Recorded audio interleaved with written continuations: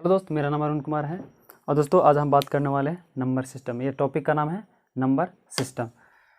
तो चलिए हम वीडियो का स्टार्ट कर लेते हैं। और दोस्तों अगर यह वीडियो अच्छा लगे तो वीडियो को लाइक कर दीजिएगा, चैनल को सब्सक्राइब कर दीजिएगा। और ये जो वीडियो है आपको फेसबुक पेज पे भी मिलेगा, तो फेसबुक पेज को भी फॉलो ज़रूर करना है। तो चलिए हम वीडियो का स्टार्ट कर लेते हैं।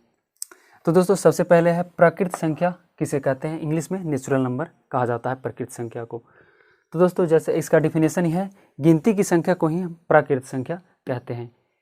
तो इससे आपको साफ जाहिर है कि जो हम काउंटिंग करते हैं उसी संख्या को हम प्राकृत संख्या कहते हैं। तो गिनती कहाँ से स्टार्ट करते हैं? गिनती 1 से स्टार्ट करते हैं। एग्जाम्पल यहाँ पे लिख दीजिए कि 1 2 3 4 5 6 7 ...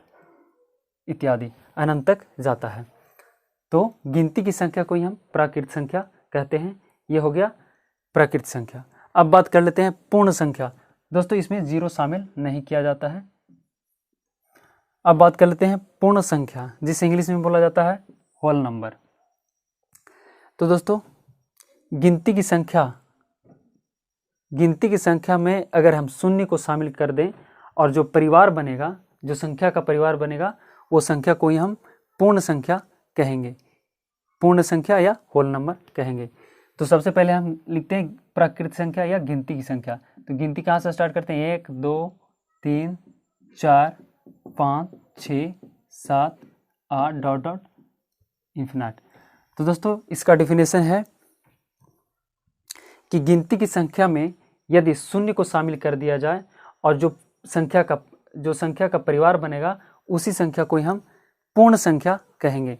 तो यह है गिनती की संख्या और इसमें हम शून्य को शामिल कर देते हैं और जो ये परिवार बनता है इसी को ही हम बोला जाता है पूर्ण संख्या या होल नंबर। तो दोस्तों ये समझ में आ गया। अब बात करते हैं पूर्णांक संख्या।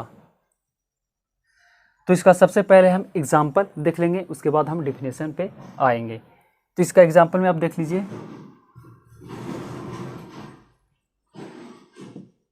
-4 -3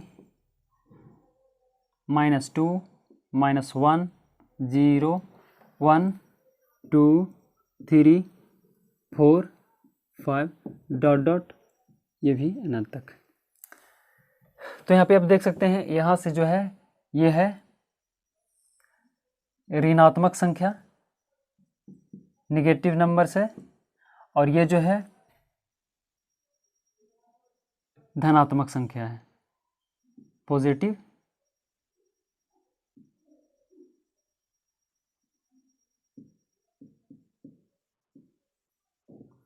धनात्मक संख्या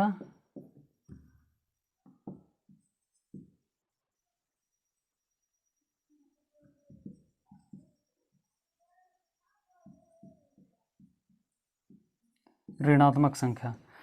तो दोस्तों ये साइड है ऋणात्मक संख्या और ये है धनात्मक संख्या। और दोस्तों यहाँ से आप देख सकते हैं ये जो है जीरो अगर इसमें शामिल कर दें तो ये जो संख्या कहलाएगा पूर्ण संख्या।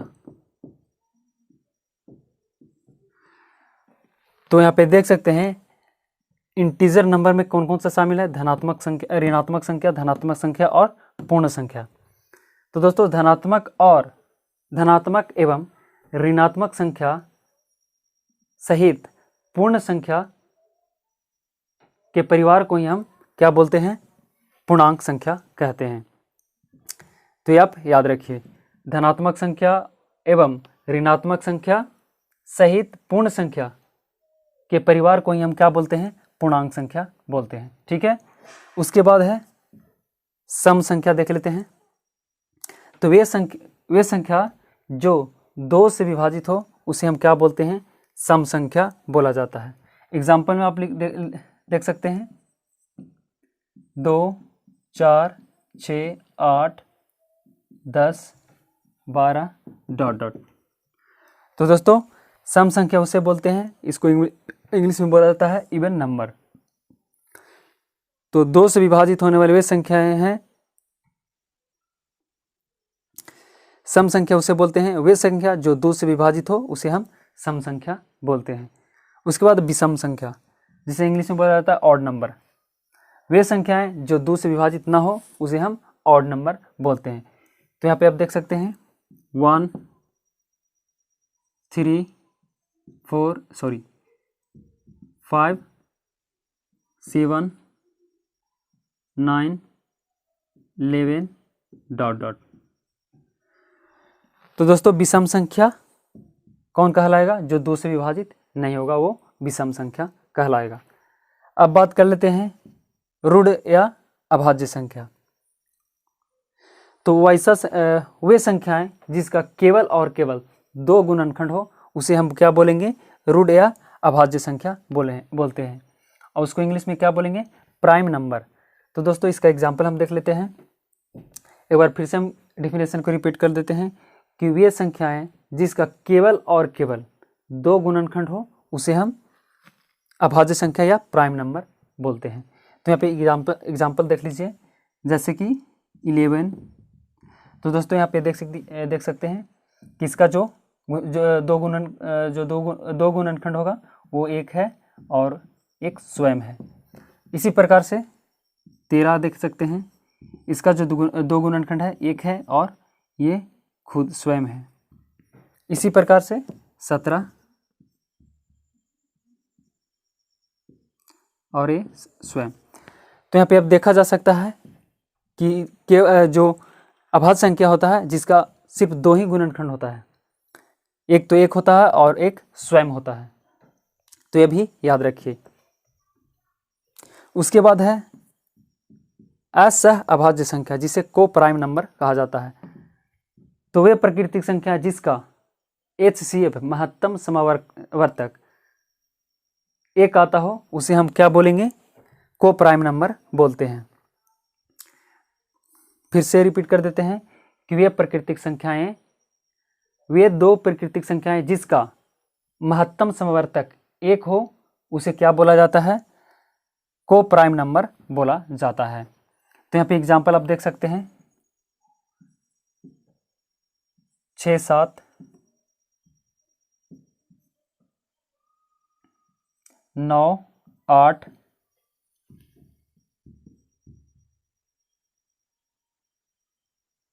12 13 ... तो दोस्तों इसका हम HCF करेंगे तो इसका HCF भी 1 आएगा, इसका भी HCF 1 आएगा, इसका भी HCF 1 आएगा। आप करके देख सकते हैं। तो दोस्तों वैसा 2 प्राकृतिक संख्या है जिसका HCF केवल 1 हो तो वो संख्या क्या कहलाएगा? को प्राइम नंबर कहलाएगा।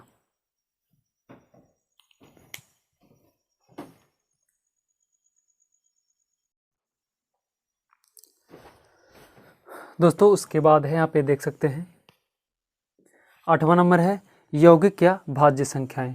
इसको बोलते हैं इंग्लिश में कंपोजिट नंबर। तो दोस्तों अब पढ़ेंगे कंपोजिट नंबर किसे कहा जाता है। तो एक से बड़ी वे सभी संख्याएं जो स्वयं एवं एक को छोड़कर किसी दूसरी संख्या से भाज्य हो यौगिक या भाज्य संख्या कहलाती है। फिर से एक बार डेफिनेशन को पढ़ते हैं। एक से बड़ी वे सभी संख्याएं जो स्वयं एवं एक को छोड़कर किसी दूसरी संख्या से भाज्य हो यौगिक संख्या कहलाती है।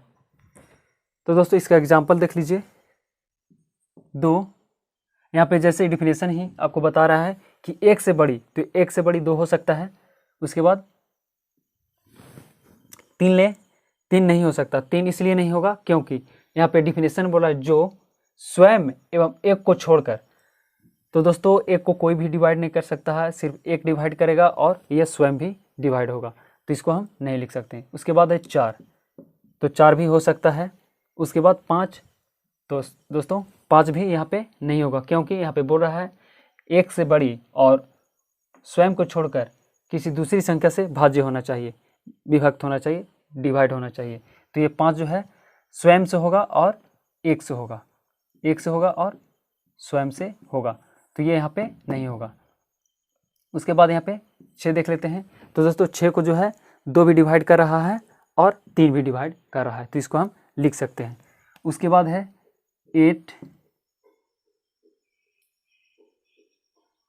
इसी तरह से आगे जाता रहेगा। तो दोस्तों ये डिफिनेशन है, आप याद रखिए एक से बड़ी वे सभी संख्याएं जो स्वयं एवं एक को छोड़कर किसी दूसरी संख्या से भाज्य हो यौगिक या भाज्य संख्या कहलाती है। तो यह डिफिनेशन है और ये आप एग्जाम्पल लिख सकते हैं। उसके बाद यहाँ पे 10 भी आप लिख सकते हैं, इसी तरह से आगे बढ़ सकते हैं। अब बात कर लेते हैं परिमेय संख्या, जिसे इंग्लिश में बोला जाता है रेशनल नंबर। तो रेशनल नंबर किसे बोलेंगे, तो यहाँ पे देखिए वे संख्या है जिसे P बटा Q के रूप में, जो P बटा Q के रूप में हो और जो P और Q जो है एक पूर्णांक है और Q बराबर नॉट इक्वल टू 0 परिमेय संख्या कहलाती है। तो ये इसका डिफिनेशन है। फिर से आप देख लीजिए, वे संख्याएं जो P बटा Q के रूप में हो जहां P एवं Q कोई पूर्णांक है एवं Q not is equal to 0 हो परिमेय संख्या कहलाती है। तो दोस्तों इसका कहने का मतलब है किसका एग्जाम्पल होगा, 2/3 ये हो सकता है, 4/5 ये भी हो सकता है, -2/3 ये भी हो सकता है, और यहाँ पे दोस्तों 3.2 ये भी हो सकता है, और √16/4 ये भी हो सकता है। क्योंकि इसको हम ये परफेक्ट स्क्वायर है, इसको हम निकालेंगे तो इस रूप में हम लिख सकते हैं 4/4, इस तरीक़े से लिख सकते हैं। और दोस्तों अगर हम यहाँ पे 3 कर दें और यहाँ पे 4 कर दें तो क्या ये हो सकता है, ये परिमेय संख्या कहलाएगा? नहीं, क्योंकि ये जो है परफेक्ट स्क्वायर नहीं है, इसलिए यह परिमेय संख्या नहीं कहलाएगा। ठीक है, यहाँ पे कहने का मतलब आप जैसे देख सकते हैं जो P एवं Q कोई पूर्णांक है, तो पूर्णांक कहने का मतलब है, पूर्णांक संख्या किसे कहते हैं, जो माइनस में हो, -4, 5, 3, -2, -1, 0, 1, 2, 3। तो पूर्णांक कहने का मतलब है ये इसमें से कोई होना चाहिए, पूर्णांक कहने का मतलब। तो दोस्तों परिमेय संख्या में आप ये एग्जाम्पल लिख सकते हैं, √16/3, √25/6 ... ठीक है। उसके बाद है अपरिमेय संख्या, इरेशनल नंबर, इंग्लिश में ऐसा बोला जाता है इरेशनल नंबर। तो अपरिमेय संख्या किसे कहेंगे, तो इसी का डिफिनेशन हो जाएगा, वे संख्याएं जो P बटा Q के रूप में ना हो उसे क्या बोला जाएगा, अपरिमेय संख्या बोला जाएगा। तो इसका एग्जांपल आप देख लीजिए, जैसे √3/2, √7/5, √3, इसी तरीक़ा से बढ़ते जाएगा। तो ये जो सारे नंबर है ये अपरिमेय संख्या कहलाएंगे। तो दोस्तों ये रहा नंबर सिस्टम। इसके बाद एक और पार्ट लाएंगे, उसमें और जो है बचा हुआ उसको हम देखेंगे।